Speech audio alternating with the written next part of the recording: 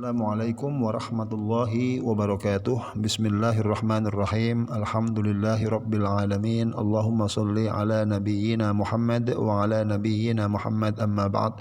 Taib ayyuhal ahibba'i fillah, kaifa halukum jami'an? Arju minallah ay yudima alaikum as-sihhata wal afiyah wa as'adallah awqatakum fi kulli khairin. Insyaallah fi hadhihi al-muhadarah sanata'allam an mas'alati al-musnad wal musnad ilaih. Kita akan belajar mengenai musnad dan musnad ilaih. Walakin qabla an nadkhula fi al-muhadarah hayya naftatih wa nabda darsana fi hadzal yaum bi qiraatil basmalah. Bismillahirrahmanirrahim. Tayyib. Adik semua, kita akan belajar pada pagi hari ini dengan tentang apa? Musnad dan juga musnad ilaih. Nah, ini pokok pembahasannya, definisi, kemudian bentuk-bentuknya dan kaidah serta tujuan mendahulukan musnad ilaih. Ya, insyaallah nanti akan saya buatkan 2 slide ya. Pendahuluan ya, di pembahasan minggu yang lalu kita telah belajar apa itu uslub susunan dalam bahasa Arab ya. Ada uslub khabari, ada uslub insya'i.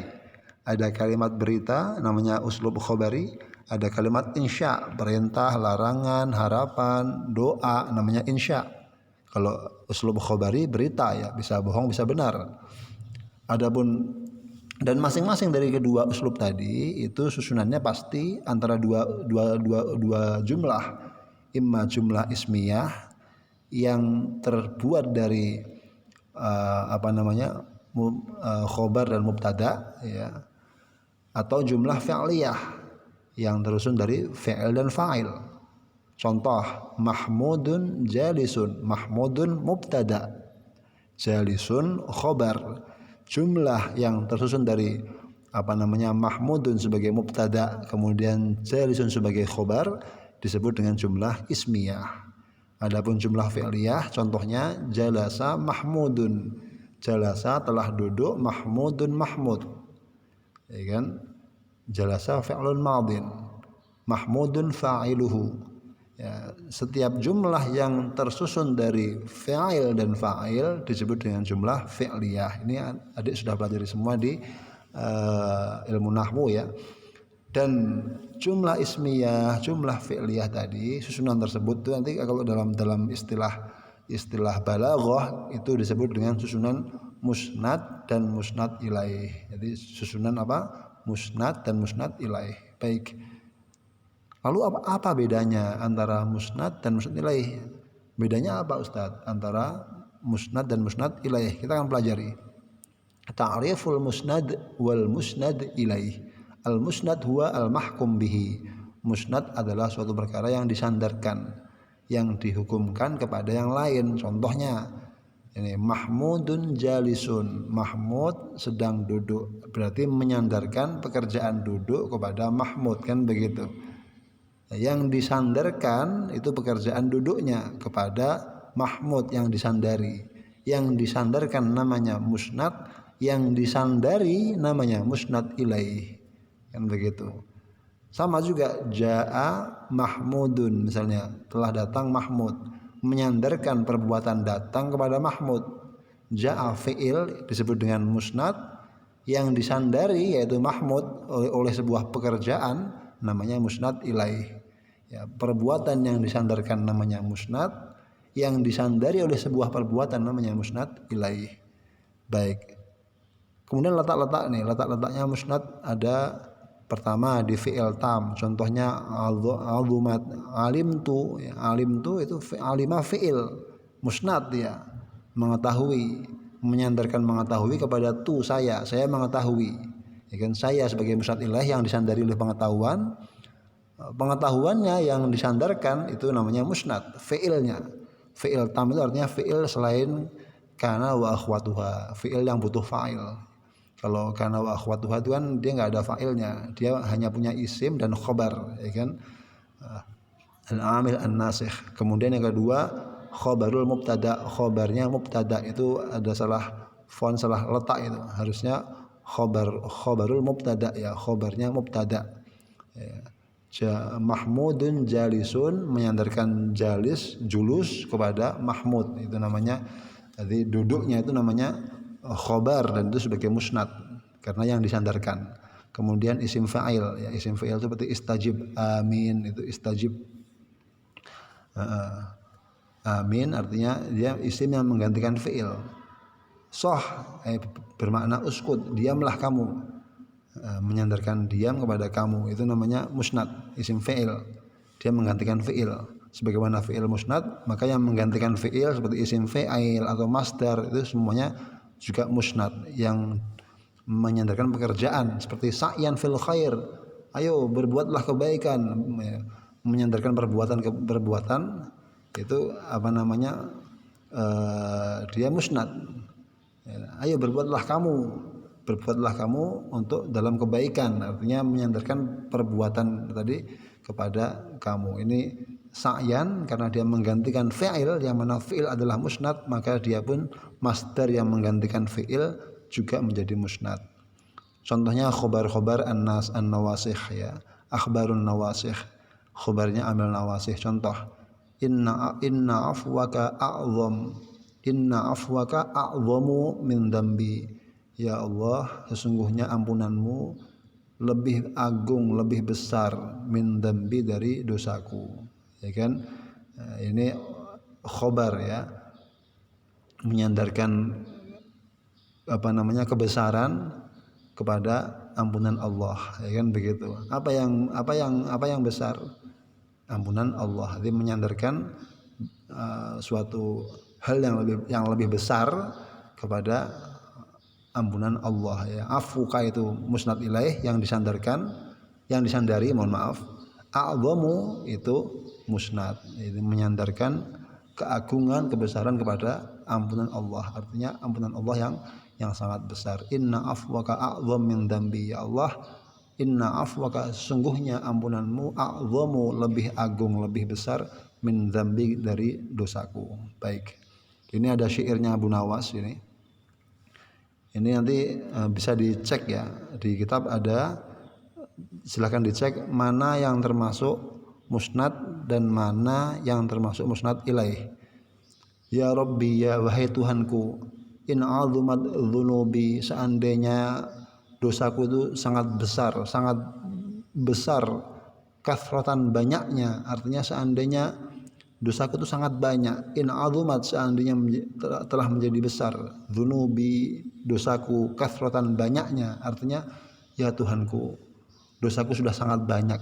Ini uslub bahasa Arab nih. Falaqad alimtu, dan maka aku sungguh telah mengetahui juga, bi anna afwaka a'zam, bahwasanya ampunanmu lebih besar ya Allah. Dosaku memang telah banyak ya Allah, tapi saya sudah tahu bahwasanya ampunanmu ya, maghfirataka a'zam, lebih besar daripada dosa-dosaku. In kana la yarjuka illa muhsinun, ya Allah, seandainya tidak mengharapkan kepadamu kecuali hanya orang yang berbuat baik aja, orang yang bertakwa saja. Famanil ladzi yad'u wa yarju al mujrim, maka kepada siapa berdoa berharap orang yang berbuat dosa? Kalau yang berhak meminta rahmatmu itu hanya yang berbuat baik, lalu yang para pendosa kepada siapa dia akan berdoa? Kepada siapa dia akan berharap ya Allah? Ini merengek-rengek ini Abu Nawas. Ad'uka rabbi kama amarta tadarruan, ad'uka, aku berdoa kepadamu ya Allah, Rabbi wahai Tuhanku, kama amarta, sebagaimana engkau telah perintahkan berdoa itu kepadaku, ya kan? Allah perintahkan ud'uni, ya kan? Mintalah kepadaku. Maka aku minta kepadamu ya Allah sebagaimana engkau telah perintahkan untuk berdoa. Tadarruan, dengan merengek-rengek. Fa idza radatta yadi, ya Allah, bila engkau menolak permohonanku, faman dza yarham, maka kepada siapa lagi yang akan menyayangi saya? Siapa lagi yang akan mengasihi saya ya Allah? Siapa lagi yang akan mengasihiku? Faman, maka kepada siapa? Faman dza yarham, maka siapa lagi yang akan mengasihi seandainya engkau tolak doaku ya Allah? Ya kan? Mali ilaika wasilah, ya Allah, tidaklah bagiku ilaika kepadamu wasilah, perantara ya Allah. Saya enggak punya perantara apa-apa untuk berdoa kepadamu. Saya enggak punya amal apa-apa, enggak punya perbuatan baik apa-apa, penuh dengan dosa. Saya mali tidak ada bagiku ilaika kepadamu wasilah, suatu perantara apapun. Kami nggak ada modal untuk untuk memohon padamu itu nggak ada modal ya Allah, nggak ada perantara apa-apa. Illar roja kecuali hanya harapan. Wa jamilu afwika dan hanya harapan dan husnudon kepada sangka baik kepada bagusnya ampunanmu, kepada besarnya ampunanmu. Summa inni muslim, kemudian sungguhnya aku adalah orang yang berserah diri ya Allah. Jadi saya nggak punya modal apa-apa kecuali saya seorang muslim ya Allah.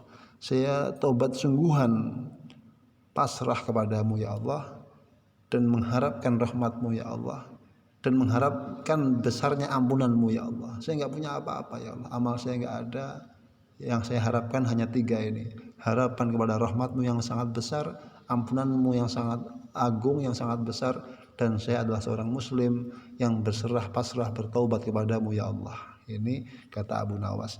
Nah nanti ini dicari mana yang seperti in azumat dzunubi itu berarti musnad ilaih yang disandari oleh sebuah keagungan. In azumat itu fi'il ya, fi'il tam tadi. Itu dia musnad. Nah, contoh itu. Alim tu itu berarti musnad ilaih. Alima fi'ilnya berarti musnad ya, dicari. Inna afwaka tadi kan sudah ada isimnya inna. Ya, itu masuk mana? A'dhamu itu musnad, khobarnya anna bi anna afwaka a'dham. Afwaka itu musnad ilaih. Kan keagungan disandarkan kepada ampunan Allah. Keagungan besarnya itu, kebesaran itu disandarkan kepada afwuka, ampunan Allah. Makanya di sini afwuka, inna afwaka itu musnad ilaih, a'dhamu musnad, dan seterusnya, cari sendiri ya. Nah, ini kemudian letaknya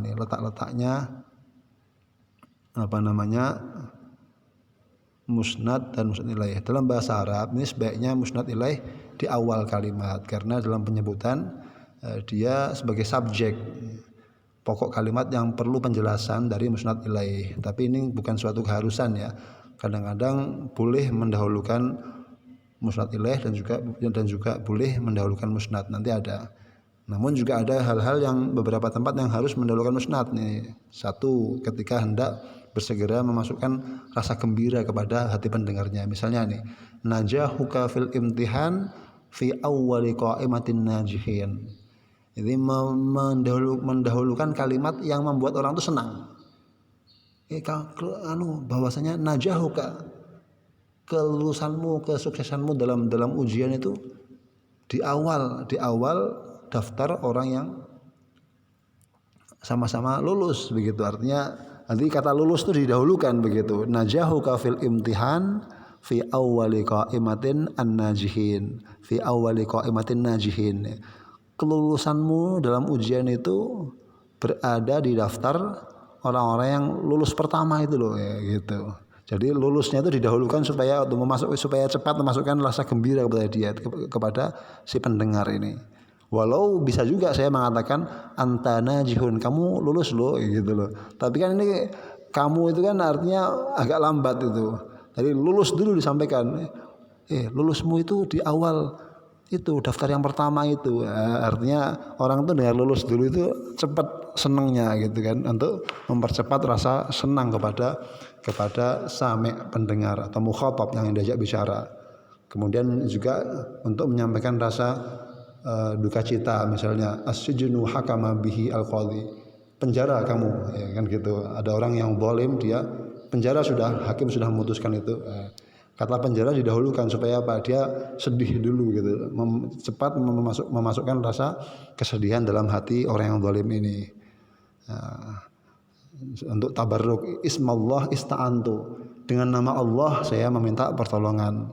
Takhsis, iyyaka na'bud, hanya kepadamu ya Allah. Kan kita bisa mengatakan na'budu iyyaka, kami menyembah kepadamu. Tapi kalau ini tidak ada takhsis, bisa kepadamu, bisa juga ada kemungkinan kepada yang lain, ya kan, yang kesyirikan kan begitu. Kalau iyyaka itu sudah nggak ada lagi yang lain, hanya kepadamu, ini takhsis ya, didahulukan. Na'budu musnadnya diakhirkan. Artinya na'budu iyyaka kan begitu. Na'budu itu diakhirkan dari iyyaka. Baik, mungkin sampai sini. Syukran jazilan ala husni ihtimamikum wa musyarakatikum. Bila ada pertanyaan silahkan chat saya atau telepon, boleh, monggo ya, sama-sama kita belajar dan mudah-mudahan kita semua diberikan kefahaman dan ilmu yang bermanfaat fid din wad dunya wal akhirah. Syukran jazilan ala husni ihtimamikum wa musyarakatikum. Wassalamualaikum warahmatullahi wabarakatuh.